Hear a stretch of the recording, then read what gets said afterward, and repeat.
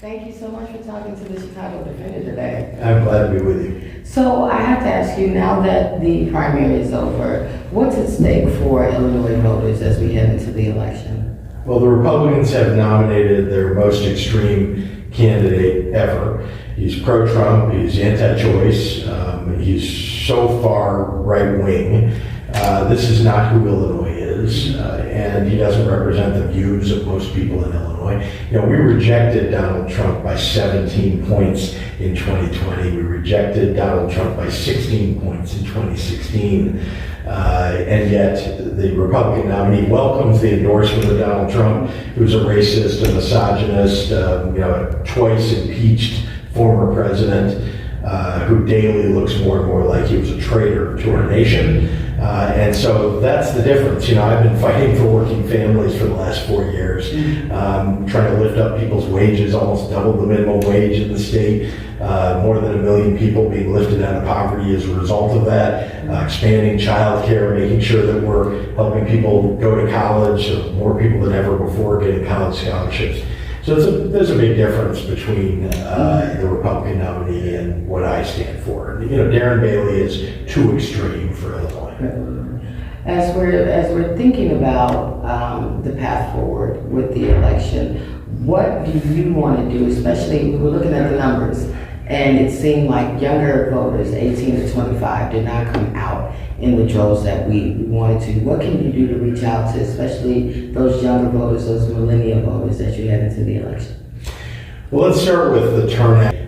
One of the challenges in looking at those turnout numbers is the only competitive races, really the big ones at the top, were Republican races. The Republican race for Senate, the Republican race for governor. Right? There was, on the Democratic side, Tammy Duckworth was unopposed. Right. I had an opponent, but it wasn't much of a race, right? So people didn't really have, or thought they didn't have a reason to get out and vote. And so that's why you saw kind of low voter turnout. This, what's to excite people if there isn't really something, major going on in the Democratic side. Most young people are Democrats, and so that's one of the reasons why we saw young people not show up. On the other hand, remember that in the general election, what's on the ballot is, first, a woman's right to choose. Because if we replace a pro-choice Democratic governor, which I am, with a severely extreme anti-choice Republican governor who says that he's opposed to a woman's right to choose, even in cases of rape or incest, that's something that young voters care deeply about. Young voters don't like Donald Trump. They vote against Donald Trump, and Donald Trump is now on the ballot because his candidate is on the ballot and wants to be the governor of the state. Do we want Donald Trump and his views running the state of Illinois? Young people don't, that's for sure. So we're going to work hard to make sure we get that message out to people, and also to knock on doors and make sure young people are involved in this election. I've got a lot of young volunteers on my campaign. We also want to make sure they're talking to their peers and letting them know these issues are on the ballot. And it's more than just the reproductive rights, I want to add. The Supreme Court taking away the right to privacy means that marriage equality is now going to be taken away. And possibly your right to birth control, for example. And do we want to go back to the days when a husband gets to decide whether a wife can have birth control? Because that's where the Supreme Court's going. Again, young people care about these issues. They care about their individual rights, their voting rights. We're going to get them out to vote in the general election. Now, when we're talking about, I want to move to job creation. Your initial term, you probably didn't expect to be thrust into the middle of a global pandemic, so the priorities shifted. As you're looking into next term, what will your priorities be when you're thinking about the people of Illinois? Well, just to review a little bit what my priorities have been, because it feeds into what I want to do over the next 4 years. First of all, expanding the opportunity for people to get a good education, hugely important. And so what did I do? I added more than $1 billion to the education budgets of the state. I think that we need to do even more. We also significantly increased the amount of child care assistance that we're offering. So it used to be that you could only get child care assistance from the state at lower than 190% of federal poverty level.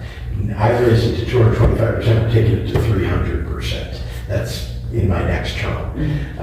We balanced the budget that's allowed us to do this, by the way, that's how we're able to send money back to people. The family relief plan allows us to send hundreds of dollars, and we are, to 90% of people across the state of Illinois, whether it's property tax relief that we're offering and freezing the grocery tax, eliminating the grocery tax, freezing the gas tax, or just the hundreds of dollars that people will get in a direct check from the state. We were able to do that and are doing that now as a result of the work that I've done to fix the state's finances.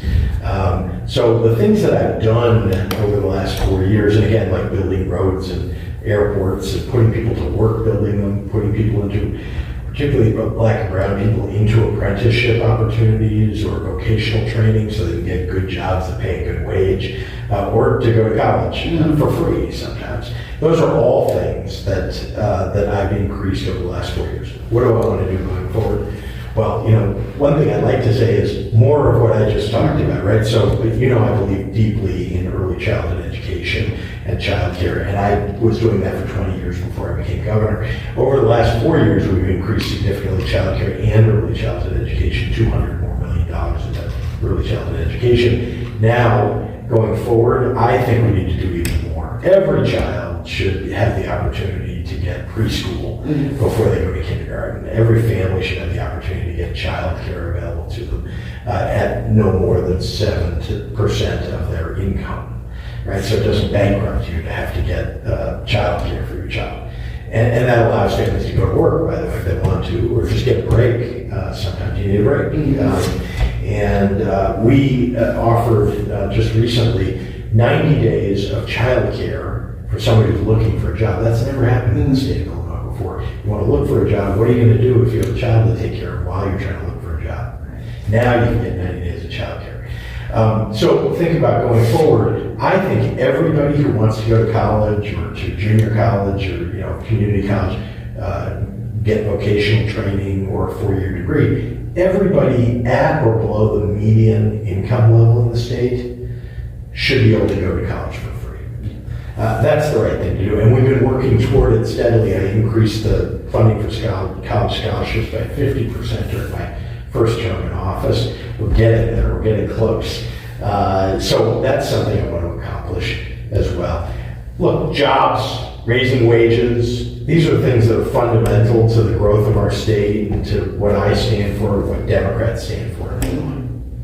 I said, one of the things our readers identified, we polled our readers, and it was public safety, health care, affordable housing, and job creation. Those were the issues that they indicated were the most important to them. What would you say to the Chicago Defender readers about your plans for Illinois and how it benefits specifically Black and brown communities?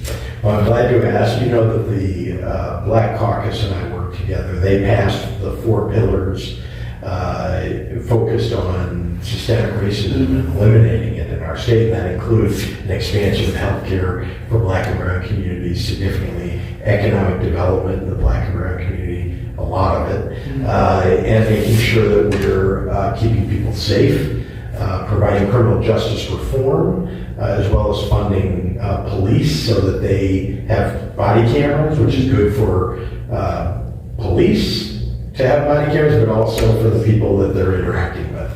And so these are all things that I worked on with the Black Caucus, with the Latino Caucus, and that we got passed in Springfield. So that's just an example of I've worked with Black and brown communities, leaders, advocates, elected officials in order to address the systemic racism that exists in our society. Healthcare, we talked about that, and that's a big part of the 4 pillars of the Black Caucus.